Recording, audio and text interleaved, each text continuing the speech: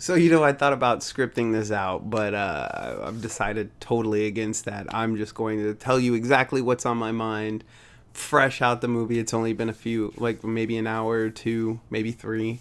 And I still remember a lot of it, like vividly. Oh, it was such a good movie. So, we're going to talk about Godzilla King of the Monsters or Godzilla 2 King of the Monsters, depending on where you're at in the world if you're watching this. And oh my god. I want to say right now, uh, totally going to be spoilers in this review. 100%. So if you haven't seen the movie, you really need to go get yourself a ticket, take like four of your buddies with you, and go watch this. Get some popcorn, get a Slurpee, and we're good. Like you're gonna enjoy the was it 2.5 hours roughly, something like that, of this movie, or a little bit over 2 hours. I can't remember exactly how long it was because I didn't care. It was that awesome. Woo, man. All right, so first off, I have to say, um, Michael Dougherty, you're the man. You were the. I don't think I can think of anybody better as a fan that could make a Godzilla movie like this. This was amazing. Well done, sir. This was everything any Godzilla fan was looking for, and hopefully the general audiences were looking for in a summer blockbuster. But holy crap, this was a breath of fresh air for all of the Godzilla movies that have come before it, especially the more recent ones with all of the new ideas and directions that they're all trying to go in. This was exactly what the fans wanted. Well, at least this is exactly what I wanted. I knew this. Ugh, ugh, ugh, ugh. Like, it's so good you just make the ugh face. You know what I mean? It's just ugh. But with that being said, holy crap. Just thank you so much for the passion that you put into this movie, and the hard work and the detail. And, I just, I'm very grateful that you did this, and that you that you just put so much care into it. I am eternally grateful as a Godzilla fan. This is definitely going to go down in everybody's at least top five, if not top three Godzilla movies ever. That being said, I'm done sucking up to Michael Dougherty. This was really good. The entire, first off, the actors, the actresses, uh, the cast did a really, really wonderful job portraying their characters. I think as far as the human stuff goes, right? So honestly, as far as the human stuff goes, you're not there to see the human stuff. And if you go there expecting some sort of really magic, like, Lord of the Rings style, elongated storyline that has a lot of human drama and intensity in it, you're not going to get that in this movie at all. Like, if you want to go into this movie with the mindset of I'm about to see some giant monsters, go at it, because that's pretty much, I mean, you could literally this movie you could literally take out the human stuff out of this entire movie. Literally take out all the plot lines, just take it out, and have the one about them trying to wake up monsters, and that's it. Like, you don't need the rest of the extra drama and stuff. And the other thing too, I think I can kind of understand where some people are saying there's not enough human uh drama in this movie, or there's not enough human element in this Godzilla movie, when it's funny because some people don't like the fact that 2014 had like no Godzilla in it almost. It This is what the fans wanted. So if you're going in there expecting a bunch of human drama, and all of these actors and actresses, which are amazing actors and actresses, don't get me wrong, this is not a performance for them. This is a performance for the monsters. So keep that in your mind when you're going into this. And I mean, that's kind of like my honest opinion as far as the humans are concerned. Now we have,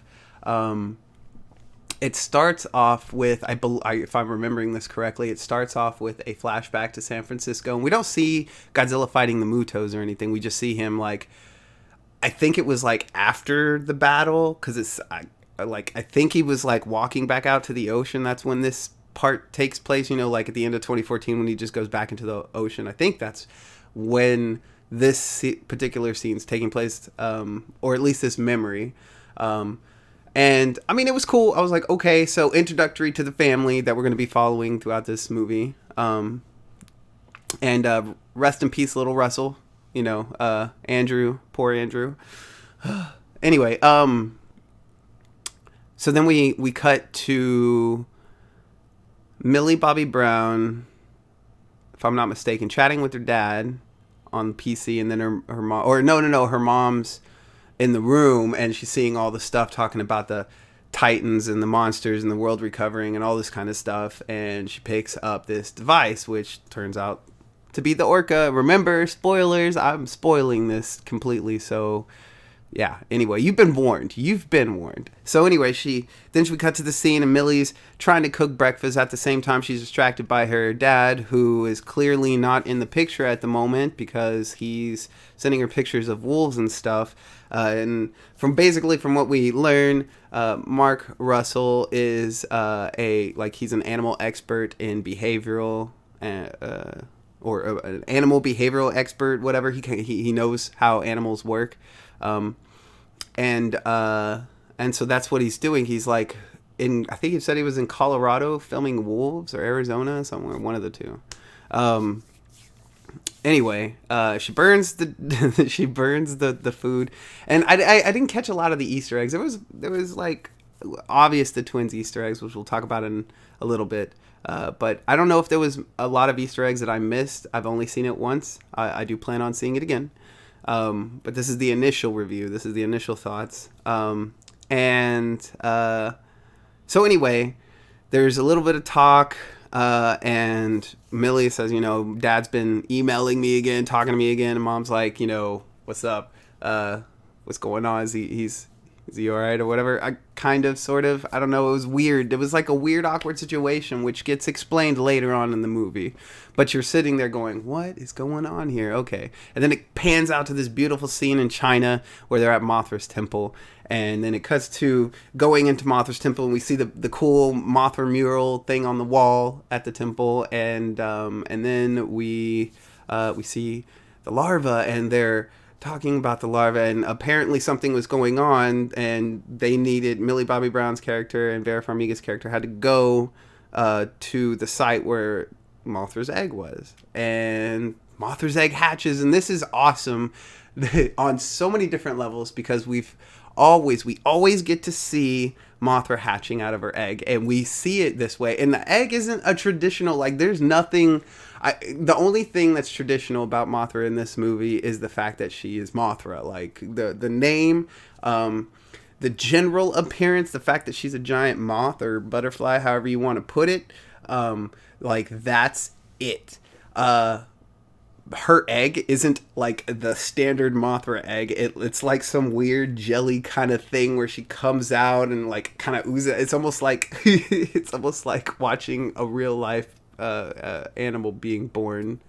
It really reminded me of that. I had a stint in the medical field, and I've watched babies being born and stuff like that, and it just reminded me so much of that. And I thought that was really cool because it was a different way of Mothra hatching out of her egg, and then how she interacted with the humans right on the spot, because you had guys there with guns, and she was like, what is this? I just hatched and you guys are pointing weapons at me.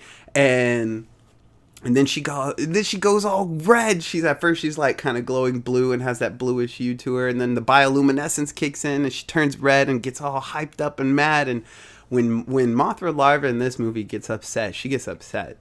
Let me tell you, spits her webbing, or her whatever it is, her silk attack at the different people.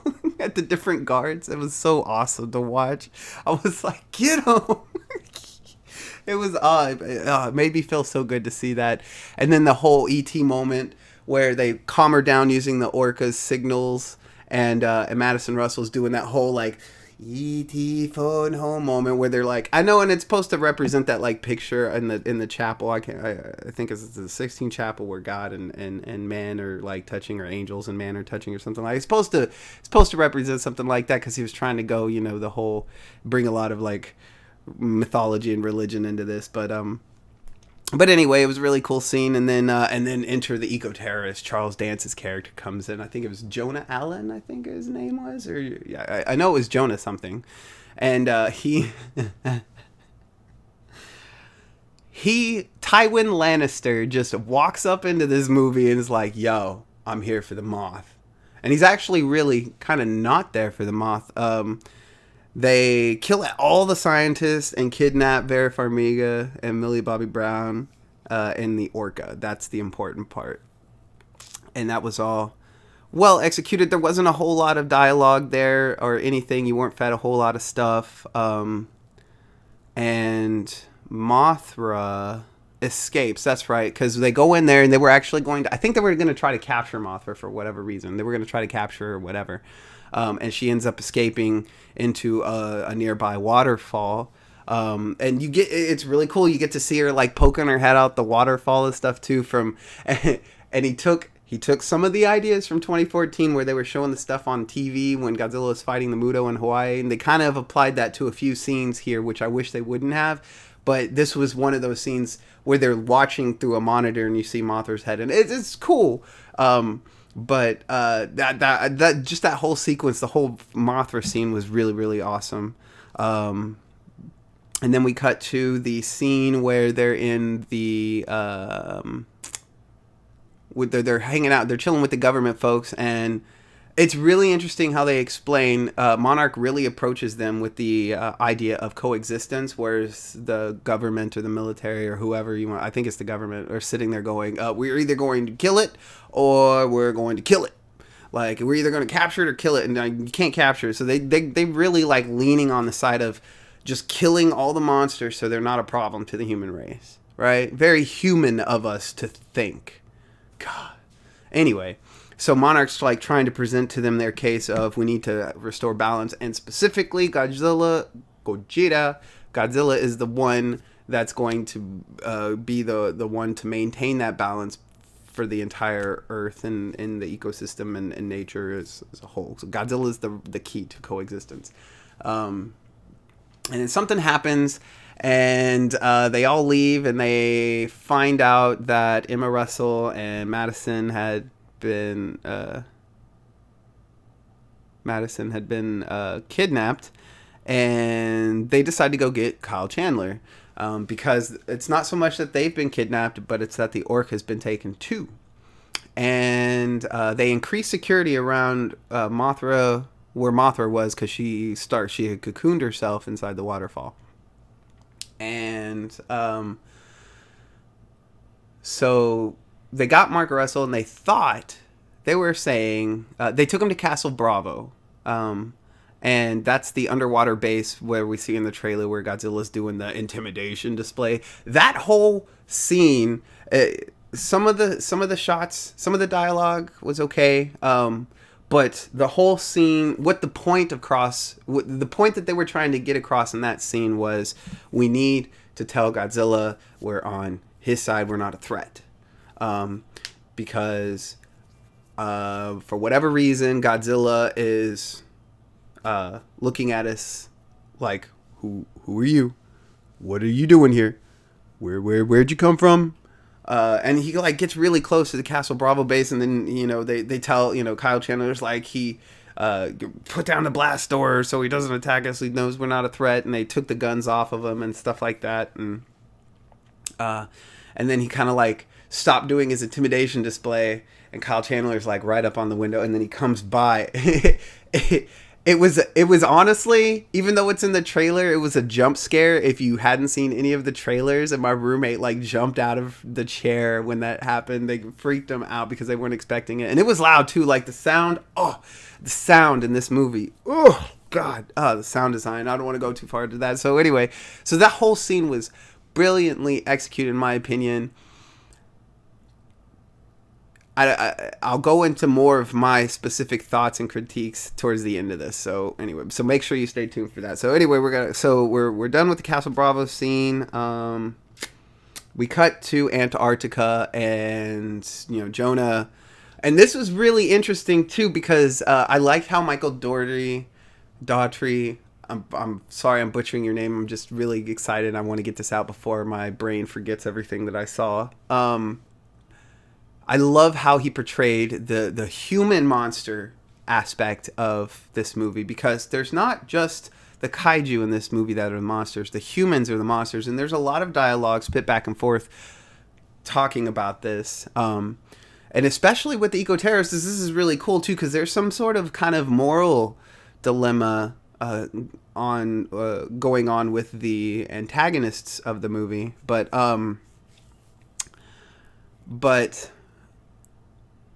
basically they're in Antarctica. They're setting up the charges. They want to release Monster Zero, and I'm not quite sure why they wanted to release Monster Zero specifically, but you find out. So then they track Godzilla, who ends up disappearing into the Hollow Earth. Haha, came back, and they're really pressing this thing that there are underwater caverns and stuff that these monsters go through. Not just underwater, like underground too, which is really awesome. It really helps to explain how they can get from place to place really quickly, because no traffic. Anyway, so that's brought up too. That they lost Godzilla, but they were tracking the orca, because then the orca started going off. And when they realized that they were going to Antarctica, they were like, what's in Antarctica? Monster Zero, the one monster that they kept off the books, no records of. They can't, and it was also stated that this was also one of the more recent monsters that Monarch found, and they couldn't find anything in any kind of mythology or whatever. And what's her name? The girl from Crouching Tiger, Hidden Dragon. I can't remember her name. The Chinese actress. She states that it's almost like he was so horrible that he wanted that everything wanted it to be forgotten. They wanted to forget about Monster Zero. So that really brought a lot of emphasis on just how menacing Monster Zero is, or Ghidorah, which is funny. They name him later in the movie, which is really interesting. What's next? So they go to Antarctica because they catch the orca signal. But by the time they get there, the eco-terrorists have already gotten everything set up into place. And this is when Kyle Chandler confronts Vera Farmiga, and she does that whole from the trailer. She's like, run! And another interesting thing too is it seems that Vera Farmiga's character turned Millie Bobby Brown character against Kyle Chandler's character over time, because he was like, come to me, Maddie, come, and then she like stopped halfway and went back with her mom. So you were like, what's going on again? What is this? And then they release Ghidorah, and then if you've seen the 5-minute clip, there's actually a lot of footage edited out of that.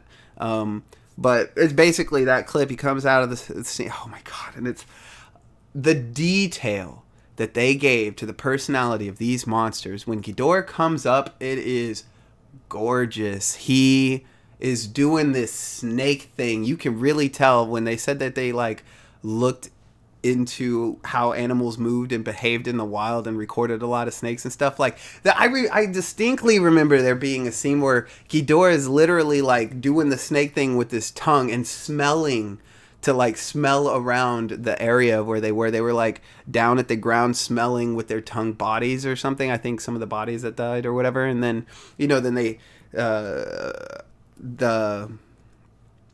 see the Ghidorah, and I say they because Ghidorah is one creature, but the 3 heads have their own distinct personalities, and he wasn't kidding when he said that you would see this. I mean, there was this one really cool part where they first wake up and they're kind of disoriented. They're looking around, they don't know where they are, and Ghidorah, one of the head, I think the left head is looking in one direction or something, and this is right when Godzilla's starting to show up, and the middle head grabs his horn and yanks it to pull it to make it face forward, to get its attention to face forward at Godzilla come. It was so awesome, and they were snapping at each other or giving each other kind of looks and stuff. Oh, it was, that whole sequence was, and then Godzilla comes up out of the ocean, out of the ice. Oh, and then that music, Bear McCreary like lays it on, just bum, bum, bum, bum. Oh, it was perfect. Oh, it was executed so well.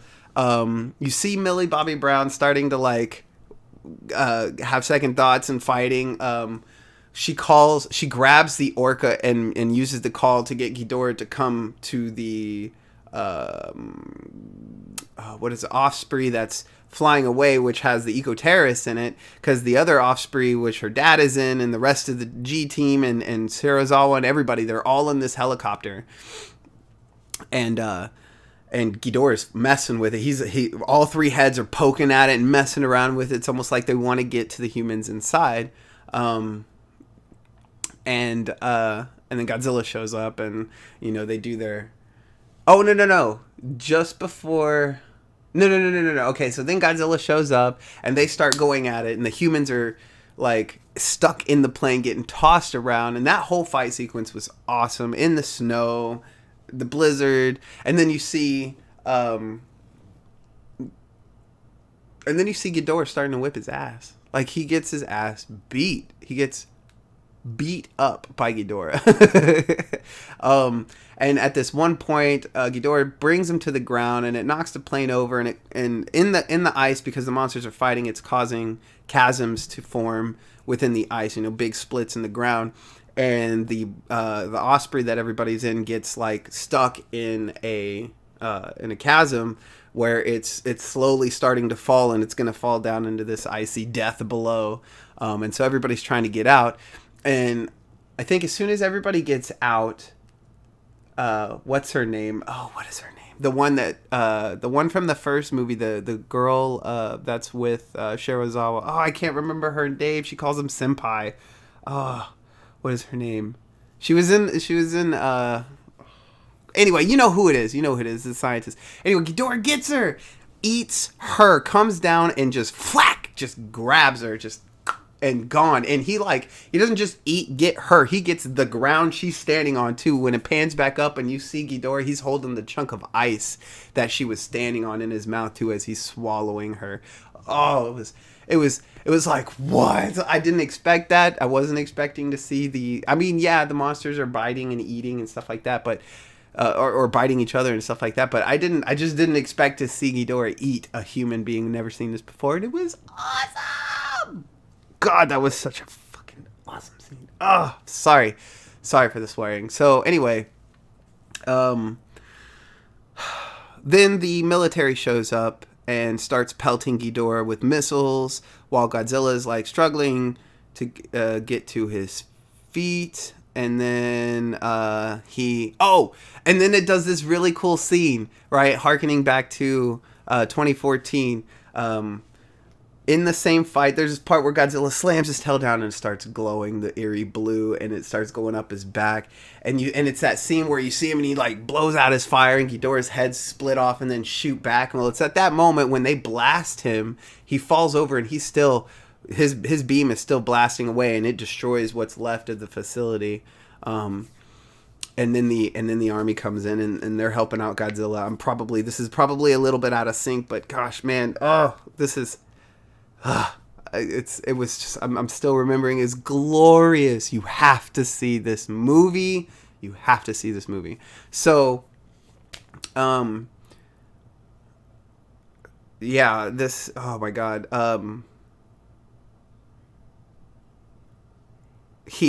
So after he, he's like blocking the missiles and stuff, he flies away, like he flies up into the air, and, Godzilla, what does he do? I can't remember what happens after that. I don't remember. Yeah, I guess he goes back in the water. Like, he goes back in the ocean to start chasing him down or something. Because I think it cuts back to the humans on the Argo, and they're flying away from Ghidorah, stuff like that. And then they're talking about they start talking about how they're tracking this tropical storm, which is Ghidorah, and What? Oh, I can't remember if this is the point in which it comes into play. I think it's actually after this point. I'm not sure exactly when, but the twins do show up, and the twins they the twins don't play the same role that they normally do. However, the role that they do play is awesome. Oh no!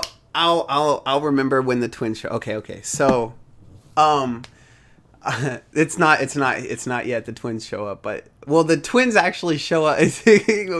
Listen, the marketing team did a really good job because this is spoilers. They showed us the twins in the trailers. You just didn't know you were seeing them, and it was awesome. And that's another thing about this movie. There's a lot of that stuff that was like really quickly explained, but it wasn't explained using words, or it wasn't directly explained to your face, and that's one of the critiques that I have. But we'll get to that towards the end of this. I don't want it to go too long, but I'm gonna kind of start rushing through it a little bit more. So anyway, they're starting to track Godzilla, Ghidorah, and they're trying to look for Madison and Ava. Is it Ava? Ava Russell? I can't remember her name. Vera Farmiga's character. Anyway. Actually, wait. Hang on. I think it is Ava. I don't know. Dangerville and I were talking about this after. As soon as I got out of the theater, I started texting him on Twitter, and what was her name? Ava. I think it was Ava Russell. I can't remember. Anyway. So so she puts a distress signal out and tells them why she's doing what she's doing, and it turns out that everything was her plan from the beginning. She's the one who actually contacted the terrorists, and she's the one who planned to do all of this, to hijack the Orca, to release the monsters, and the thing is she's like, humans are the actual problem, like, because she said, you know, while she was trying to figure out a way to find a solution to deal with the Titan issue that they were having, the more and more she did this, the more and more she realized that she was actually, it was us, it was humans, and she was talking about pollution, she was talking about how we're destroying the forest, all the stuff that the humans are doing, like we're the infection. And in her mind, releasing the Titans to help restore balance was key. And she further backed this by all the areas that Godzilla had been to, or that these monsters had been to. Their radiation somehow managed to make life grow. Like in Jinjura, where the Muto were, at that nuclear facility or whatever, like they showed scenes of that now with all kinds of vegetation and stuff, and they showed parts where in San Francisco where all kinds of vegetation and stuff had started growing where Godzilla had specifically been, which was interesting how they're putting that spin on it, because of Godzilla's radiation, how it's affecting. So I wonder how they're going to really explain the biothermal radiation and how it affects nature versus humans, because at some point there was we'll get into it later on as we continue down the spoiler train, and I'll come back to that hopefully if I remember. But anyway, so then they're like, you know, we realized that when they were tracking, anyway, that's neither here nor there. So anyway, so now we're converging on the point where Rodan's about to be freed. And they hacked Monarch systems, which I did in the Origin universe too. I knew this was gonna happen. Like, dude, I kind of called this in my Origin series, my Godzilla Origin series. It's an audio drama I have. Season 1's out on my YouTube channel. I'll put links in the description below if you want to check that out. It's my story that I've loosely tied into the MonsterVerse, and I honestly feel like it fits perfectly with everything that they were setting up in this movie. So anyway, let's continue. If you're interested, go check it out. If you're not, just continue watching. We're going to continue. So we moved to Isla de Mona, I think. Yeah, so anyway, they hacked the terrorists, hacked the system's Monarch, and released Rodan, basically. They released the thing that was keeping him sealed in. And he comes out, and Monarch gets the bright idea to basically lead Rodan to Ghidorah, because as soon as Rodan comes out, everybody's freaking out. They had already started evacuating the island. And then they noticed that King Ghidorah, or not King Ghidorah, but Ghidorah changed his direction. And they also realized that the weather phenomenon that they were witnessing wasn't a storm. It was Ghidorah creating this storm.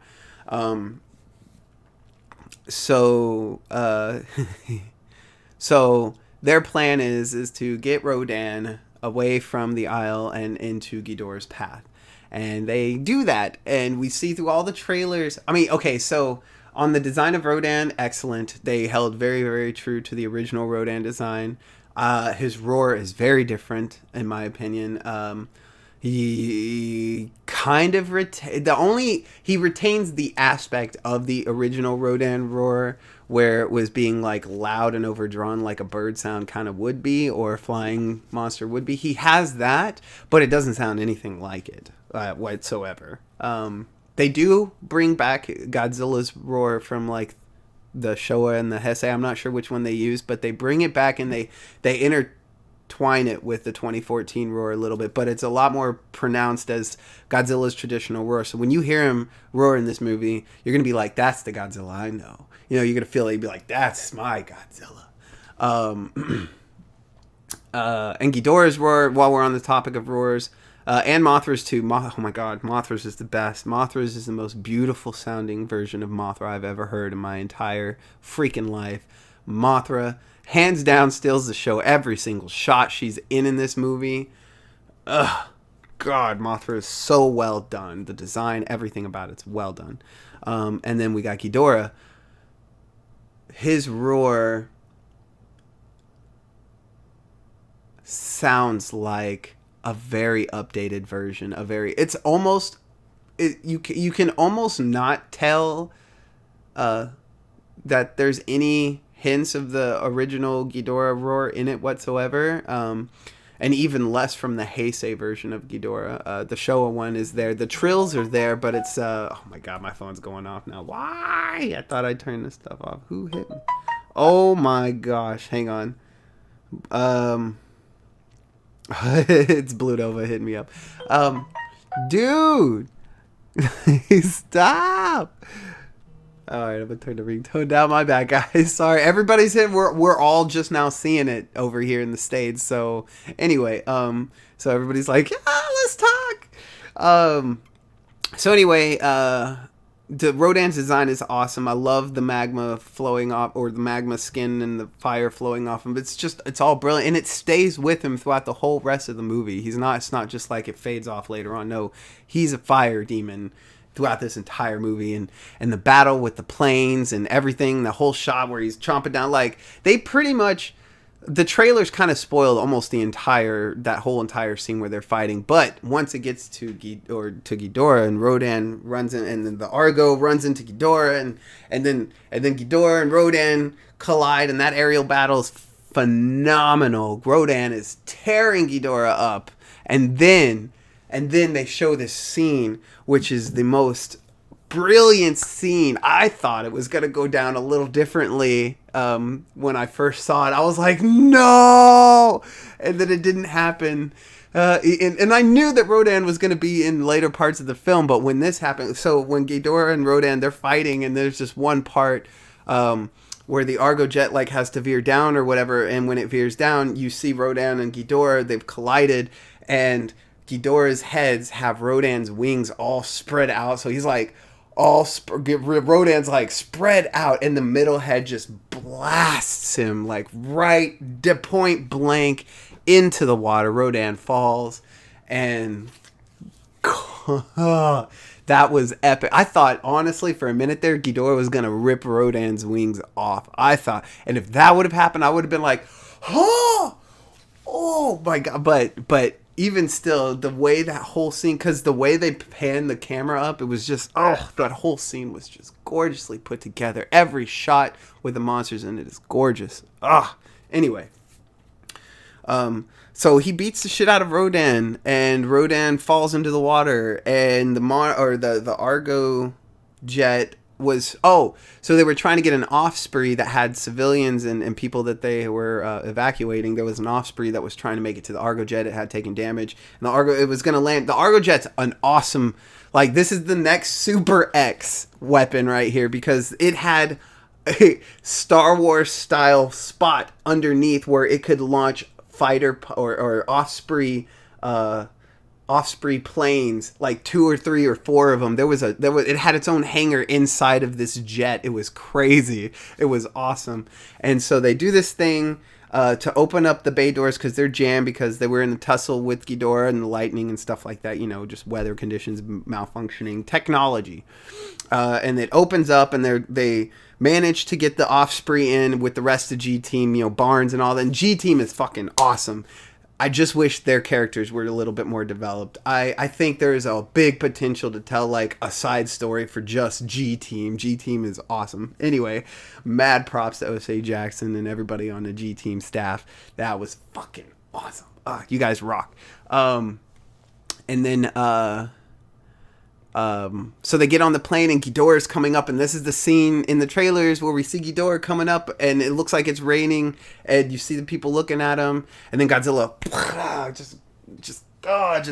come out of nowhere, just grabs him and pulls him in to the water. Now, there was concept art showing Ghidorah and Godzilla underwater, and yes, there is an underwater battle scene. However, there is an underwater battle. However, it is not. We don't really see much of it underwater. There are spots where Ghidorah is trying to come back up, like above the water, and Godzilla's pulling him back down and biting him.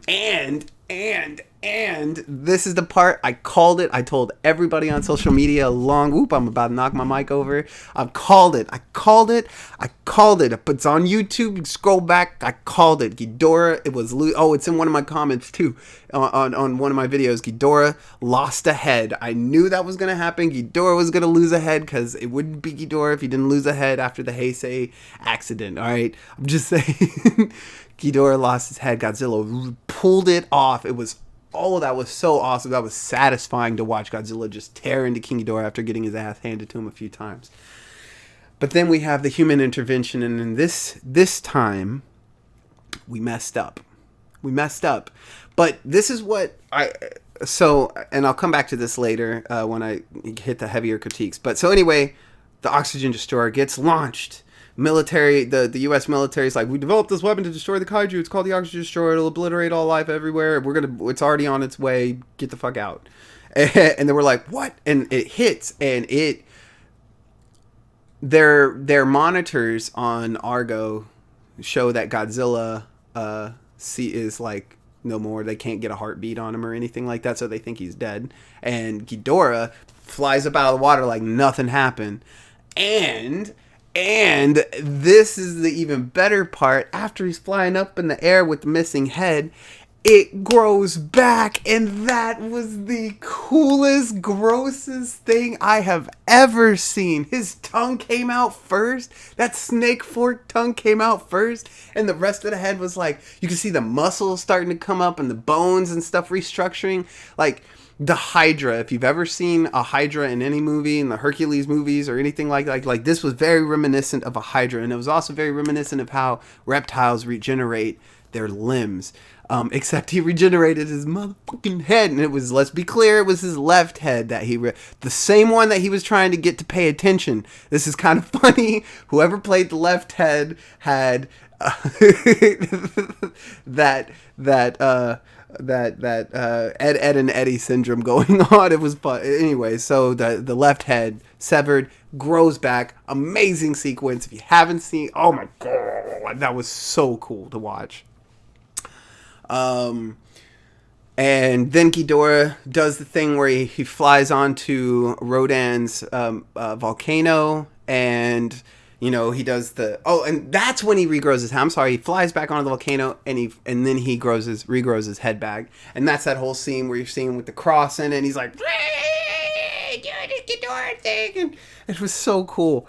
Oh my god, I love that scene. And then you see Rodan do this thing, and then again they cut to screens inside the Argo jet showing this, but it doesn't matter. You see Rodan fly around behind Ghidorah and land on the mountain and bow. He straight bowed to Ghidorah, and I was like, that's not my Rodan. What the fuck is Rodan doing? Why is he bowing to Ghidorah? Like, it was awesome. He did this thing and he folded his wings and he was like, you're the king. I get it. I ain't gonna fuck with you. I don't want to die. And that was, and then Ghidorah is doing his shrill thing, and then it starts cutting to different places around the world, and you start seeing all these titans wake up, and you see the mammoth one. I think there are multiple Muto, but I know there's at least one more Muto that is still out there. We see this giant spider-looking thing, which is kind of reminiscent from the spider in Kong Skull Island, but it's much bigger, and it actually reminds me of something out of Call of Cthulhu, or out of the Cthulhu mythos. It had like this weird tentacly stuff coming out of its mouth. It was really wicked looking, and then we didn't get I can't remember if we got a really, really clear look at the mountain monster. I think we do later. And we'll get there. But all the monsters start waking up because Ghidorah is doing the alpha call. And then we cut to some human exposition where the eco-terrorists are going, what's going on? This wasn't part of the plan. This is a mass awakening. And Vera Farmiga's character's like, it's not me. It's not the orca. Ghidorah's doing this. And then the humans and Kyle Chandler's like, they're hunting. They're moving like a pack because Ghidorah is their new alpha. And that's why they're just rampaging. Like, so Ghidorah not only did what all the aliens did in the old Showa movies where Ghidorah was being used to attack the human race or whatever, but he was literally controlling the other monsters to pull a destroy all monsters and start attacking the other cities at the same time all this other stuff is going down. So the military shows up at Castle Bravo and they all talk and they're like, our best chance to stop Ghidorah was Godzilla, and we straight up killed him. And then Mothra appears as Kyle Chandler's getting ready to leave to go save Maddie, and does her bioluminescence thing. We see this in the trailer, and it's really cool. And they're like, why is she here? And Godzilla must be close. So she's communicating, and they pick up Godzilla's frequency that he's communicating with her. And so they decide to take a submarine and go down, and who was it? Oh, it was Kyle Chandler, again, the one that steps up and says, let's deliver a nuclear bomb to Godzilla to reinvigorate him because he's been severely hurt by that oxygen destroyer. It really did a number on him, actually.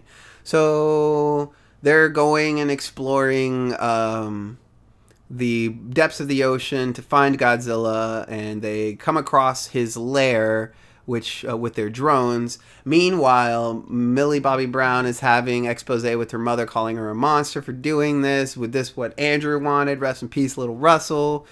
And then Madison comes to grips with what's going on. And, I bet there's a point where she feels kind of guilty, too, because she was going along with all of this. She was actually going along with her mother, and then everything started happening, and she decided to flip the switch. She hears her mother talking with Charles Dance's character and talking about how they could just take the orca to Fenway Park and get Ghidorah to go there and get all the monsters to go there and they could try to control it or whatever. And Charles Dance's character is like, you done fucked up and opened Pandora's box. We can't, he doesn't think, I guess he's okay with Ghidorah doing what he's doing, but he doesn't think we could control him. That's for sure.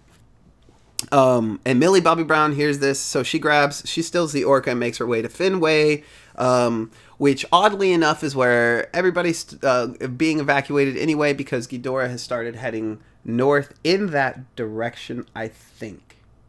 I can't remember exactly why.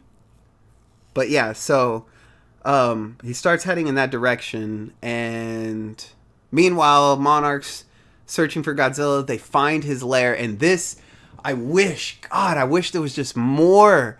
I want to know more about the past with Godzilla as far as, in the MonsterVerse, that is, because they show hieroglyphs. And if you're anything like me, because I'm a part-time conspiracy theorist, so I look into all kinds of stuff, and I'm also huge into ancient history, ancient mythology, and stuff like that. And And so I started noticing some things that I don't know if it was intentional, but for me, I'm going to call it out. They said stuff about ancient Egyptian hieroglyphs and stuff like that when they discovered the temple or the tomb or whatever it is. I thought it was a piece of Atlantis. That's just me though. But when I was looking at them, I was seeing stuff with like the Anunnaki, which were the ancient gods of the most oldest known civilization on the world, the Sumerians. The Anunnaki, and it showed them in pictures with Godzilla. And I was just like, oh god, there's so much here that could be explored. We really need to go into the past and explore how Godzilla interacted with ancient civilizations, and just the past. The past now with what they've done in this movie opened up huge with this scene. So they find Godzilla. He's in this temple, or is it a temple? I don't know exactly what it is. It's freaking huge. It's underwater. There's a pocket of air. You can breathe under there. And you see pyramids and obelisks, and it looks like there's a city. It's very reminiscent of like the ancient Mayan and Incan pyramids and stuff in South America with the very big flat top, and on top of that, that's like Godzilla. That's where he's resting, and you see all this like lava coming down through different areas and stuff, and you see this whole city, and I can't help but think that it had to have been built by humans way back in the day for Godzilla, or maybe it was built and then sunk, or something happened. But that whole aspect just got my mind going. But anyway, so they can't shoot the missile at Godzilla to blow it up because the firing mechanism was jammed when what the fuck happened? Something I can't remember. I cannot recall why the firing mechanism wouldn't work. I can't remember why he said, but it wouldn't work. And so this is the part where Serizawa was like, I'll do it. I'll deliver the nuke. And the thing about it is, the area is so intense with biothermic radiation that we would not last maybe but a minute before our bodies gave out. And so they put Serizawa in this suit, and they gave him some extra stuff and like injected him with some extra stuff so that he could resist the radiation a little bit longer.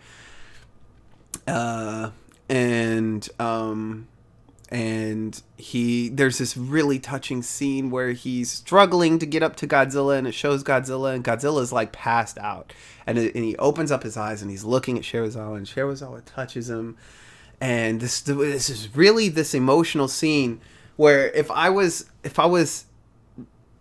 it almost seemed more like it was conveying more about what Godzilla was thinking than what Serizawa was thinking, or the human character, because the shot was focusing more on Godzilla's facial expressions. At least that's what I was looking at.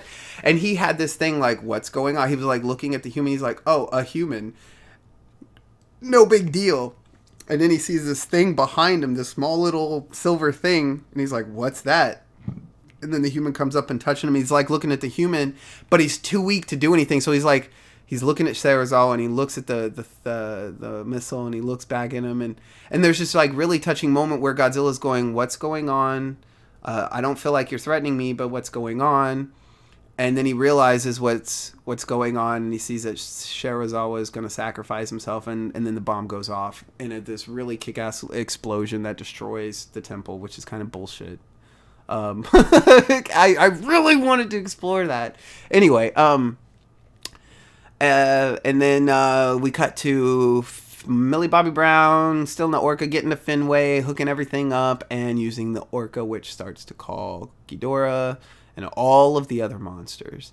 And the humans are making preparations, and they're like, this time we're gonna help Godzilla. And this is that submarine part where you see him, and he comes out of the water, and he's looking down at the humans. And he just like, he notices them. He acknowledges the fact that they're there. We're not just ants to Godzilla, obviously. Like, he looks at us. I want to call it the thank you scene, because Godzilla comes out of the water, he roars, and his nuclear blast is much thicker and bigger than it was before, and then he looks down at the humans and he's like, thank you very much for all of your help. I gotta go save the world later. And then he like jumps into the water. It was the whole scene was just, it was such a good scene. And then we get to the twins. This is the part where we get to the twins. So the orc is going off. It's calling all the monsters, and Mothra wakes up. And we cut to a scene with Brooks's dad. Okay, so we have Brooks, and I'm assuming this is the older version of Brooks from the Kong Skull Island, but he's in this movie. And I don't think it's his son from the comic books, The Birth of Kong. But he's in this movie, and then he's talking to another scientist, and he's calling, I can't remember her name, but when she pulls back this is the scene in the trailers where where she's pulling back her thing, and then you see Mothra's wings come out. When she pulls it back, you realize that it's the same actress that's playing the Asian chick on the Argo jet with the rest of Monarch, and you're like, what's going on? I saw that, and immediately I was like, twins, and then we cut to a scene on the Argo where Mark and the Chinese actress, I cannot remember her name, but I know who she is. She's in a lot of movies that I've seen. Anyway, because I'm just so excited. And she explains how she's the third generation of twins to be working for Monarch, and she shows a picture of like some really old Asian twins, and then what looks to be her mother and sisters being twins, and then it shows her and her sister, and it turns out her sister's with Mothra while she's on the Argo doing and there's your twins, people. There's the twins. They're right there. That's the twins. That's the family. Hashtag Godzilla versus Kong. They're gonna be in it. It's for certain they're gonna be in it. They've already said they're gonna be in it. Those are your twins. Yes. That's the twins. They were definitely in it, and they were hiding in plain sight in all of the trailers. We just didn't know it until the movie said so. So thank you, Michael Dougherty, for that. Thank you, marketing team from Legendary Warner Brothers. That was an awesome reveal. I love the way you brought that up, and that was such an awesome. So thank you for that. So anyway, now we're moving into the final act of Final Battle over Fenway. So Madison's in Fenway at the stadium. She sees Ghidorah, we see it in the trailer, all that kind of stuff, and she activates the Orca. Ghidorah comes back, or comes down onto the field, and we see this little shot where he lands and all that. This was in, I think it was on one of the talk shows that came out, Jimmy Kimmel or something, I don't know. Anyway, it was on a talk show, and it's the part where he lands, and all three heads are looking at her, and they're like, we're going to mess you up, because the Orca's still going. Like, she still has it going after Ghidorah lands. So he's, like, following her via the Orca. He can't really see her because she's tiny and she's going through the building. But she makes her way outside the building, and she throws the Orca, and Ghidorah smashes it. Like, he steps on it, literally steps on it. And then he's like, there's a scene where Madison and Ghidorah share this thing, and he's looking down on her. He's like, we're about to eat you, girl. You dead, girl. We gonna eat you. We gonna eat her? Yeah, we gonna eat her. I'm hungry. You hungry? I'm hungry. You hungry? I'm hungry. Let's go. Like that. That's like, that's what it looked like. They came down, and then just as that happens, you hear the iconic Godzilla stomp. And you hear his roar. And this is that part where, Madison's turning around and she's smiling, and Godzilla rolls up on the scene. And that whole part, that was like a yes. And I actually cried a couple times, but this was the one that I remember the most that really brought me to tears. Because she just, it's that one moment like that every Godzilla fan imagines themselves being in, where they're there in the moment and they turn around because they're like, I'm shit out of luck, and they turn around and there's Big G, and you're just like, yeah. Oh, that was such a good emotional moment in the scene. Oh, so good. Now there's a caveat to this. Godzilla shows up, but Monarch informs the audience that Godzilla is actually overheating. Whatever the nuclear bomb did, it did it a little too well. So Godzilla's like super juiced. on steroids, and he's actually going to go into somewhat of a nuclear meltdown because his energy levels are so high. So all this is something they got to worry about. All the while, Godzilla is beating the shit out of King Ghidorah, and there's this really cool part where Ghidorah, I think it's in the scene where Ghidorah, where we see in the trailers, where he like uses all three heads and he pins Godzilla on the ground. You know, he grabs him and throws him on the ground, and he doesn't just pin him on the ground like the trailer shows. I mean, he fucking drags Godzilla across the ground and throws him. And then Mothra comes down. Mothra comes down and does her thing, and she's like whooshing with her claws, with her praying mantis claws, and she freaking comes down, and Ghidorah, Ghidorah was blasting Godzilla. That's right, Ghidorah was blasting Godzilla, and he was like trying to choke him out and stuff and blasting him, and so Mothra comes down, and I don't remember if she collides with him or not, but she uses her webbing, which is interesting too. So we know Mothra has the God Rays. We know she has the webbing from the larva form, but she also has the webbing in her flying form. So she spits out the webbing, and it's so awesome because because all three of Ghidorah's heads get stuck to this building while Godzilla's getting up on his feet. And the middle head like breaks free, and he's like pulling at the webbing from the other heads to get the other heads off, like he's biting at it. And then he turns around and Godzilla runs into them and pushes them. And this is that scene in the trailer where you see him going through the building, and that was like, but it was so awesome. I remember that scene because Ghidorah's like nipping at the webbing.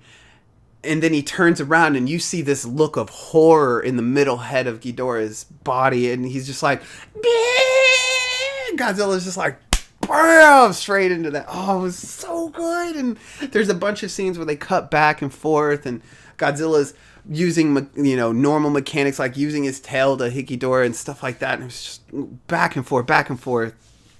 And then Mothra swoops around, and she's coming back down to deliver another blow. And then Rodan comes out of nowhere and blindsides her. And then they start fighting, and you see all that, and that's really cool. So we're cutting back and forth between the humans trying to... they found the Orca. They were trying to repair it. Or they found the Orca. They find Madison. She was like held up. And this is the part I don't understand, but apparently they lived in Boston at one point, and she went back to their old home. This wasn't really clearly stated back in the beginning or at any point in the movie. She just happens to be at home in Boston. So yeah, that was kind of whatever. But she was at home, and she was huddled up in a bathtub. Well, everything fell on top of her, but she didn't get crushed or anything. His bathtub is sturdy. They make sturdy bathtubs in Boston. So anyway, Rodan's fighting Mothra, and there's this really cool part where it cuts to Mothra and Rodan going at it, and Rodan pins Mothra up on this building, and I mean, he slams her into it. And then he flies off, and he comes back, and he slams her back into it and pulls her up on top. And no, she's slammed, but she starts like trying to climb up on top of the building, and she's got her two claws, and then Rodan slams into her again one final time. He's like pecking at her, trying to bite her head and stuff. And she has another weapon we didn't know about her. She has another ability. The stinger. She has a wasp stinger inside of her thorax. Is it the thorax or her abdomen or whatever? Yeah, it's the abdomen. I think it's the abdomen, right? Anyway, and she catches Rodan in the shoulder, just plop, and he's like, Arr! He does, and they do that whole scene from 2014 where Godzilla grabs the female Muto right before he's about to give her the kiss of death, and she's like coming down on Ford Brody, and she's like, and Rodan does the same thing. Mothra gets him in the shoulder, and he's like, it was so awesome. And then he falls down to the ground, and Mothra climbs up on the building. And this is really cool too, because she's been fighting Rodan, who has molten magma flowing through his veins and the fire coming off his skin. And you see that her wings are tattered and burnt. Like the edges of her wings are all frayed frayed up from fire and from fighting Rodan. So it was really cool to see that just from fighting Rodan, Mothra was receiving damage, a lot of damage, and she kind of like just perches up on top of the mountain, or on top of the building, and kind of takes a respite for a second while, and we don't know what happens to Rodan after this. And then Ghidorah and Godzilla are going at it, and Ghidorah bites down on like a small power plant in the middle of the city. It's kind of weird, but there's like this, I guess maybe it's like a small power section or whatever. There's a bunch of power lines and stuff, and he bites down onto it and gets a charge of electrical energy, and he sucks it up. He doesn't just bite down on it and get the electrical charge from that. He literally sucks it up from the city, because you see all the lights and all the buildings that were still on, they all go out because the electricity is still running, even though these monsters are fighting in the city somehow. But all of the electricity goes out because Ghidorah sucks up all the energy. And then now we got Super Saiyan mode Ghidorah, and he starts whomping on Godzilla, and he picks him up. And you know that scene from the trailers with the thing falling out of the sky? Yeah, that ain't no meteor, that ain't no Ghidorah, that's Godzilla. And that whole scene, that if you've seen Game of Thrones season 8, the scene with the dragons fighting the ice dragon, like that's what this reminded me of. It was so epic.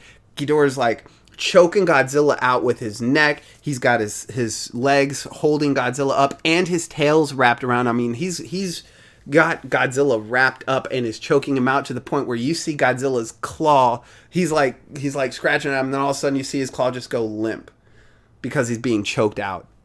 And then Ghidorah drops him, and you see Godzilla catch on fire. Now, I have a complaint about this because he is being dropped from the stratosphere from so high up, and I wonder if he got in touch with anybody from the Astrological Society, because I feel like the impact Godzilla would have had landing after that in the city would have leveled the city, but it didn't. There were still buildings up and stuff like that. And I also would have thought that could have probably killed him, but it didn't.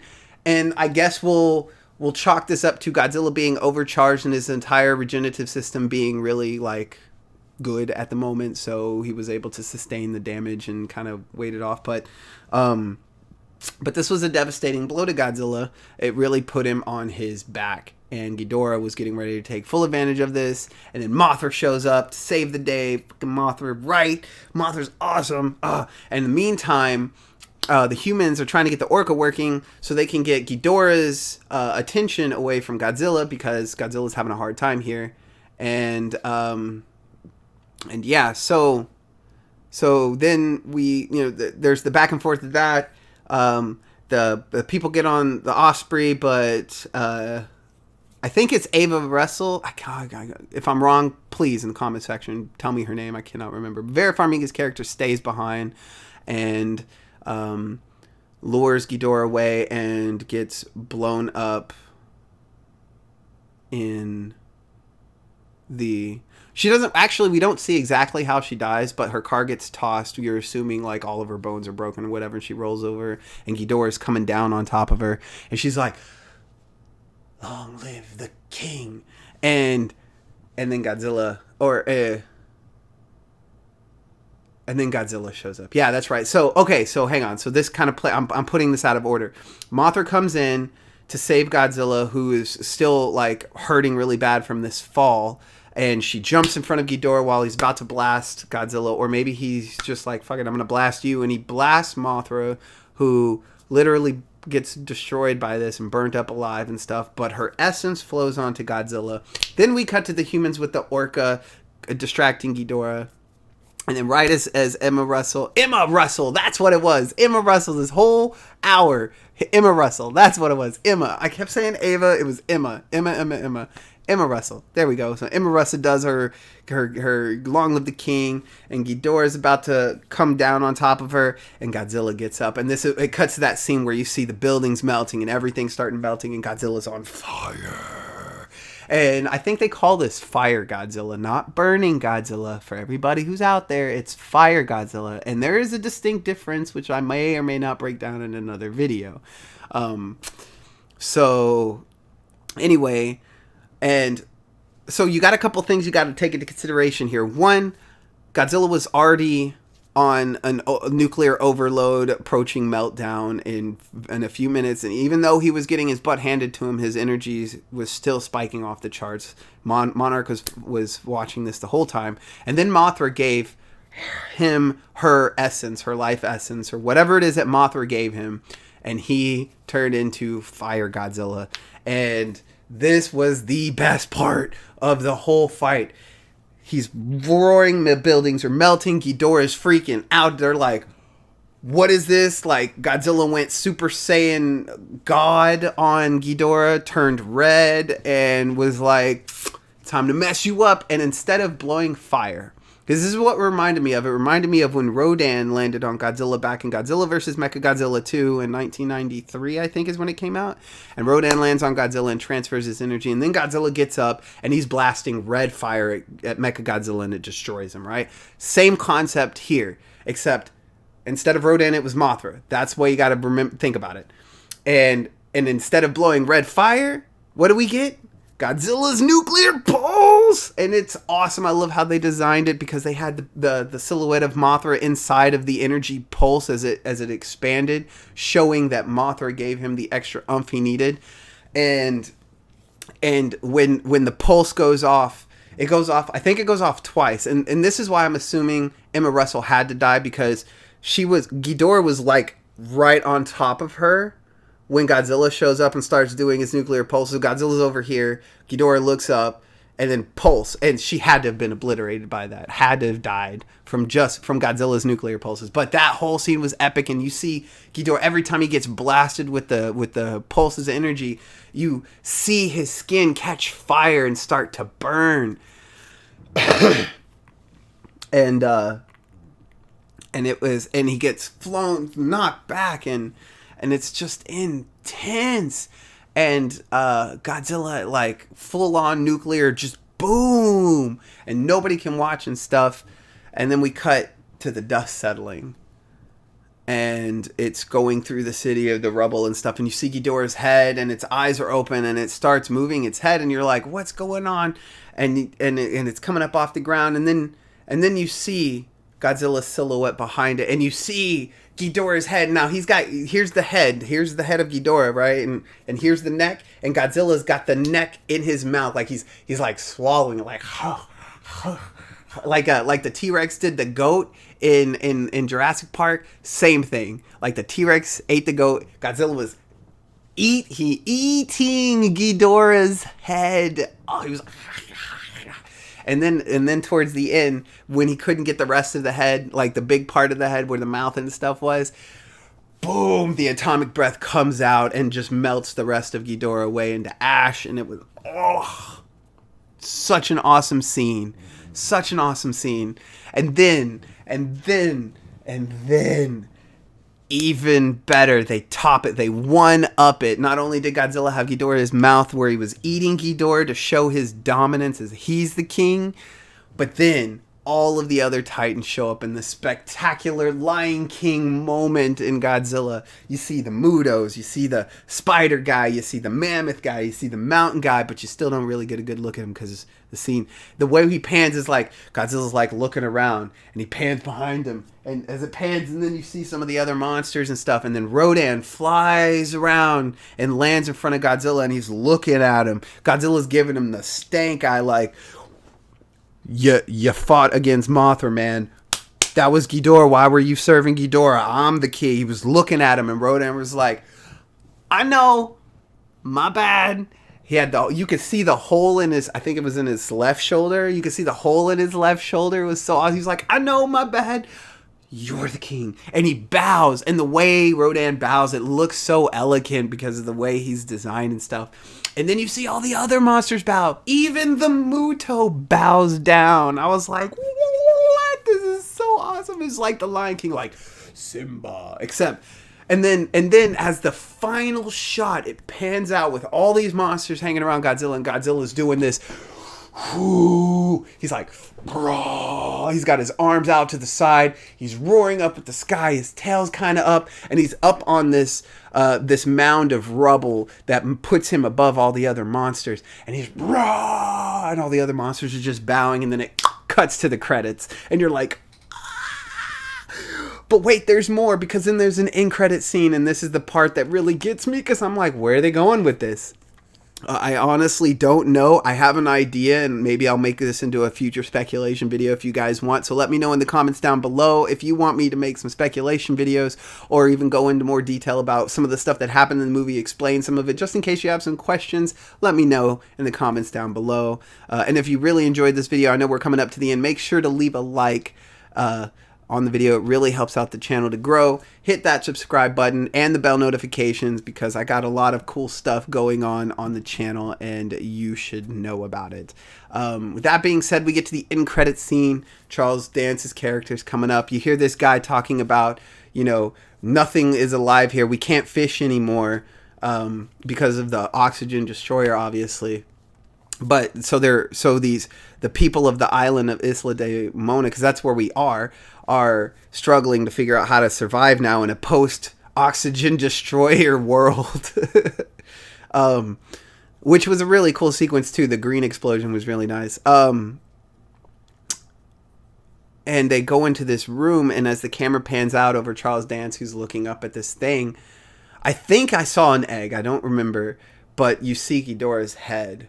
The first left head that Godzilla tore off in towards the very beginning of this review. You see the head there, and Charles Dance is looking up to him, and he's like, "We'll take it."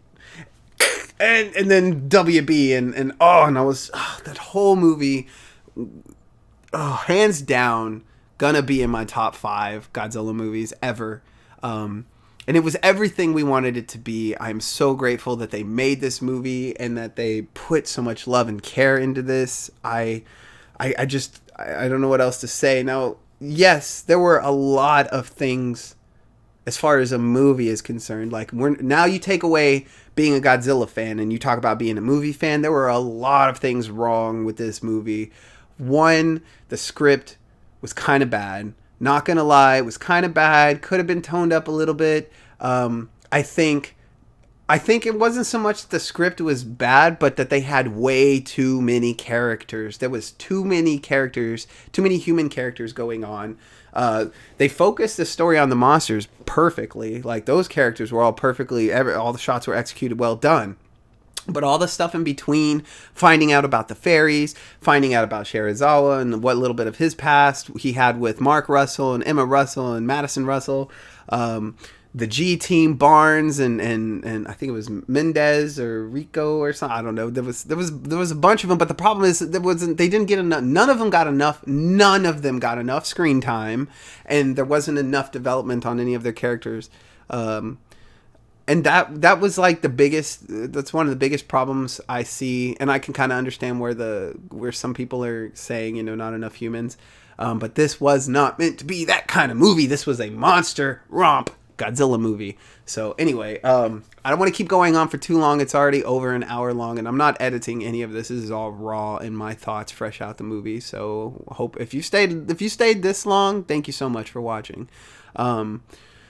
The script is bad. The acting was great. The CG, the special effects, amazing. The pacing of the movie was kind of fast, but it kept track. It didn't leave me going, okay. It didn't give me enough time to process what was going on before it got to the next scene.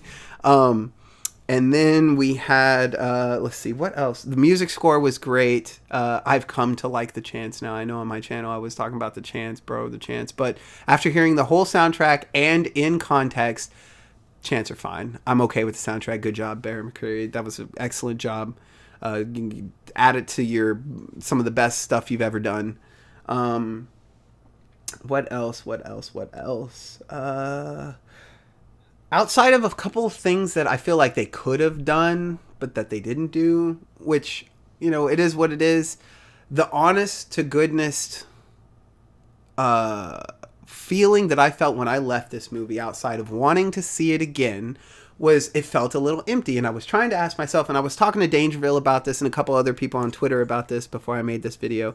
And before I got home, I was sitting there wondering on the ride home after the movie. I was like, what was this movie missing? What was it that felt off? Why didn't it feel new? Why didn't it feel as awesome as it was? And you know, part of me realized that I probably had a lot of hype built up because I'm a Godzilla fan first and foremost, and then a movie fan. But I probably had more in my mind and my imagination, probably had more hype and stuff built up for this movie than it actually I should have, and that's kind of unfair on my part, being extremely biased towards it. However, I can unbiasedly say that in all of this movie's glory, Godzilla 2 King of the Monsters is a Showa film. This movie fits in the Showa era. From the beginning to the end, the music, the way the characters are played out, the plot line of the story, the fact that they retain Ghidorah's alien origin. They don't directly say that he's an alien. They say, is he an alien? But what they do tell you is he doesn't belong here. He doesn't belong on Earth. He doesn't belong in the natural order of things on this planet. And that's amazing because Ghidorah's always retained his alien heritage. But the way they approached Rodan just kind of came out. There wasn't any exposition on Rodan, who he was, or anything like that. There was no character development for that monster. Mothra, kind of the same thing. There was very little development. They didn't mention anything. All they said was, Queen of the Monsters, and maybe her and Godzilla, got it on somehow. I don't even know how that got brought up. Like, how did I think it was it Thomas Middleditch or Niddleditch? I don't even know how to say his name. I think he said something like that's how they got it on or something. Because Mothra is the Queen of the Monsters and Godzilla is the King of the Monsters. So anyway, and then Ghidorah coming in, we don't really know much about his origins either. And I mean, they explain everything so that it all makes sense when you actually look back at it. It's just done very, very Showa style. It's a very Showa style movie. Lots of monster action. The human characters in this movie were literally there as expositional plot drivers. That was it. They were, why do we got to get Godzilla, Ghidorah, Rodan, and Mothra in Boston? We got to have some human stuff going on to get them there. That's why. That's what the humans were doing in this movie. And so that's what made me realize when I walked away from it initially, it was missing something. It was missing the newness of the millennial era Godzilla movies. It was missing the newness of I call them the next gen ones. We're talking about from 2014, Shin Godzilla, the anime series, Kong Skull Island. These were all new. These were all new concepts. Kong Skull Island wasn't necessarily a new concept, but the Hollow Earth theory, the monsters in it, there was new stuff in it. And there wasn't really a whole lot of new stuff because the other 17 plus kaiju that were supposed to be in this movie, we didn't really get to see a whole lot of. And they were barely on the screen for any moment of time. And I'm pretty sure you would have to go and see it again just to catch all their names and all that kind of stuff. So there wasn't a whole lot of that. Which I wish there kind of was. I wish there was a little bit more interaction, but I like how they did it. But it was a Showa movie. There wasn't anything new. Shin Godzilla had this whole different new look, and Godzilla had multiple forms. In the anime series, Godzilla Earth, Godzilla was like the biggest he's ever been, ever. And had some really cool, interesting concepts. And the fact that they were like 20,000 years in the future, that was really cool. And 2014 was interesting because it set up everything, but like I said, this movie, it almost felt a little rushed because it was so fast-paced. And it was a Showa movie. It mimicked the Showa movie so well that it belongs in the Showa era. I think it's a Godzilla movie out of time as far as where it belongs, because it didn't really introduce any new concepts. It did show us some new things, like Ghidorah regrowing his head and Mothra doing some of the stuff that she did, and Rodan, like the monsters doing the stuff that they did, those were new concepts, but the story behind it, this was a Showa movie. You had an alien that came down to Earth, Ghidorah, a long time ago. We let him loose because humans are dumbasses, like we always have been, and probably will continue to be if we don't get our shit together. And then this alien menace wanted to literally take over the Earth, and it was even stated in the movie that he was basically terraforming the Earth because he could generate these massive electrical storms and stuff. He was changing the Earth the way he wanted it, which was very interesting concept. I'm going to explore that in Origin Season 2. Hope you guys are ready for that. It's coming in the fall. So like I said, make sure you hit subscribe, hit that bell notification so you know.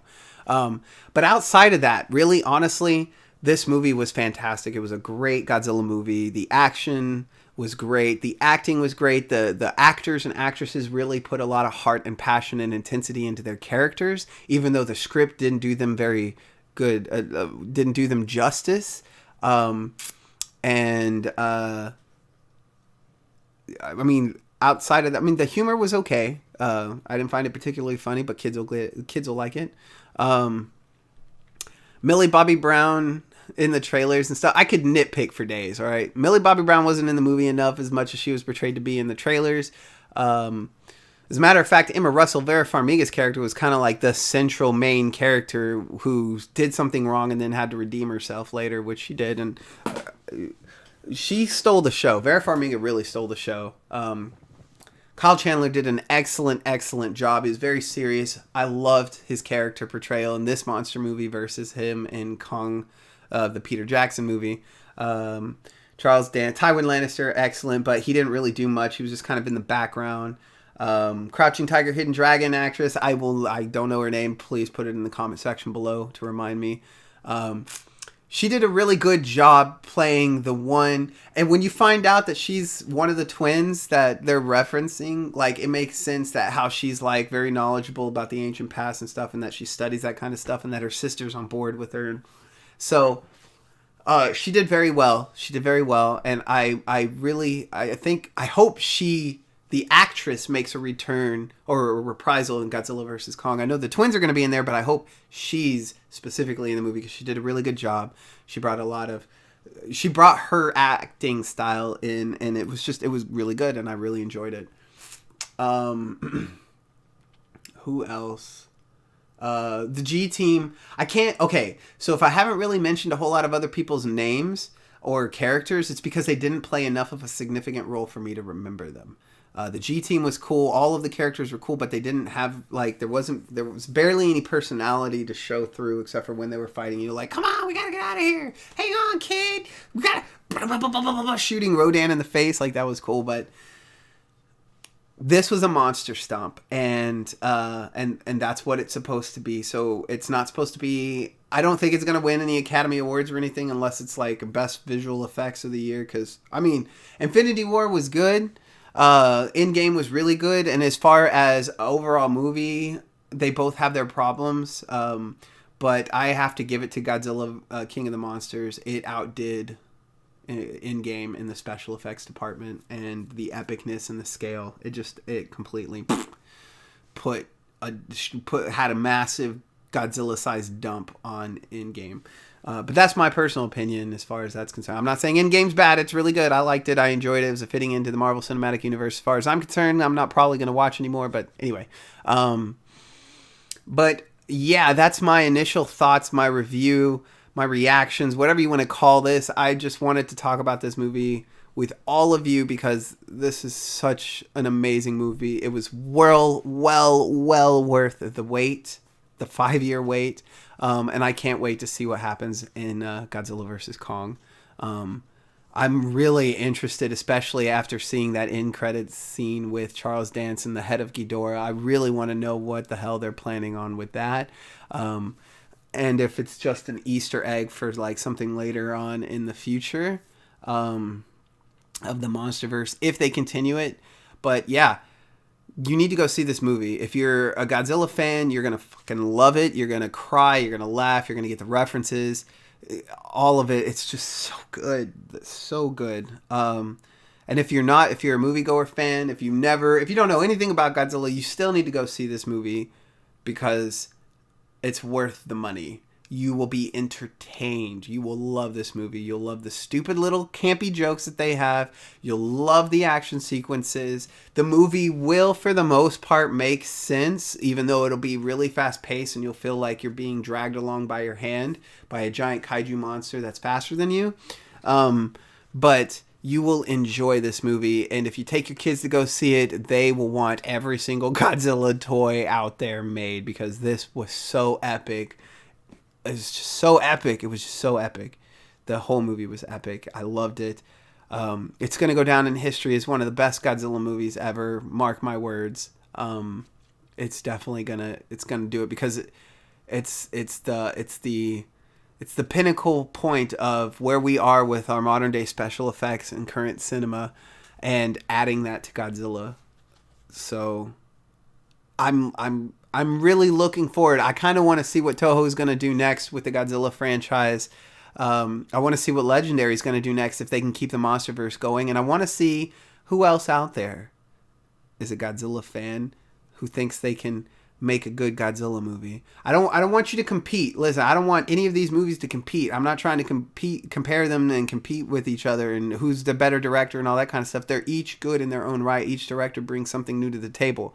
But I want to see who else has some ideas for Godzilla. I know I do, and I'm just throwing this out there. Legendary, Warner Brothers, and Toho. I write some really cool, interesting Godzilla concept stories, ideas. I have some really good stuff. You should hit me up. I could probably keep your MonsterVerse going in such a way HBO would wish that they had picked this up instead of Game of Thrones. I'm just saying. But that's just me to my own horn. Anyway, if you stayed this long, this is like half the screen time, if not a little bit longer, of the movie.